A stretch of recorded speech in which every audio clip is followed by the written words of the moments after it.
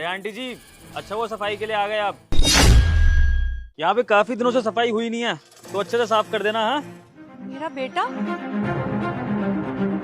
विभोर। माँ माँ माँ,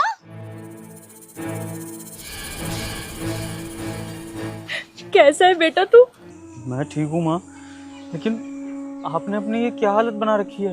हाँ, और आप ये झाड़ू लगाने का काम क्यों कर रहे हो? एक मिनट विभोर, तुम इस झाड़ू वाली को माँ क्यों बोल रहे हो? तुम्हारी माँ तो घर पे है ना? हिमांशी, ये कोई झाड़ू वाली नहीं है, ये मेरी मुंह बोली माँ है। मुँह बोली माँ? मैंने तुम्हें कभी इनके बारे में बताया नहीं था, लेकिन मैंने इनके साथ अपना बचपन बिताया है। इन्होंने मुझे पाला पोसा है। माँ, ये आपकी बहू हिमांशी। अरे वाह, ये बहुरिया है।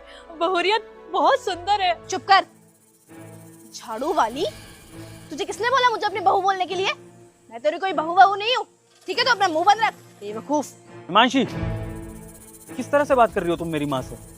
मैंने तुम्हें अभी बोला ना कि ये मेरी मुंह बोली माँ है। अरे तुम्हारी मुंह बोली माँ है तो तुम निभाओ ना रिश्ते। तुम तो वैसे भी हर दूसरे गरीब से रिश्ते बना देते हो, तो मैं क्या हर दूसरे गरीब को घर में घुसा लूं, अपने रिश्ते बना लूं? इन जैसों को तो मैं छूती भी नहीं हूँ, मुंह भी नहीं लगाती, और ये मुझे अपनी बहू बोल रही है। हिमांशी, अरे बेटा, मेरी वजह से क्यों बहुरिया से लड़ रहा है? पागल हो गया है क्या? छोड़ ना। और इसे मना कर दो, ये मुझे अपनी बहू ना बोले, तेरे लिए अच्छा नहीं होगा। हिमांशी, तुम शांत हो जाओ। अगर तुम्हें समझ में नहीं आ रहा है कि ये मेरी माँ है, मैं इनकी इज्जत करता हूँ, तो कोई बात नहीं। तुम एकदम चुप खड़ी रहो, मुझे अपनी माँ से बात करने दो। माँ, हिमांशी की तरफ से मैं माफी मांगता हूँ। दरअसल इसको चीजें पता नहीं है, आप इसको छोड़िए। आप ये बताइए कि आप इस हाल में कैसे, और पापा और आदित्य कहाँ हैं? क्या बताऊं बेटा, जिस बेटे को मैंने 9 महीने कोख में रखा, पाला पोसा, इतना बड़ा किया, उसे पढ़ने के लिए जाना था, वो वहाँ विदेश। बोला मम्मी ये मकान बेचो, चाहे जो मर्जी करो, हम लंदन में पढ़ने जाएंगे। मैंने मकान बेच के उसे लंदन पढ़ने के लिए भेज दिया।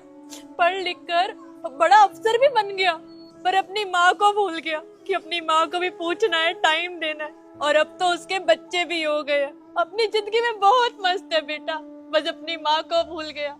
अरे इकलौता सहारा बचा था तुम्हारे पापा, और तुम्हारे पापा के मरने के बाद जो बची खुची प्रॉपर्टी थी वो भी उसने अपने नाम कर ली। क्या करूं बेटा, अब पेट पालने के लिए कुछ काम तो करना ही पड़ेगा ना। कौन खाने को 2 वक्त की रोटी देगा?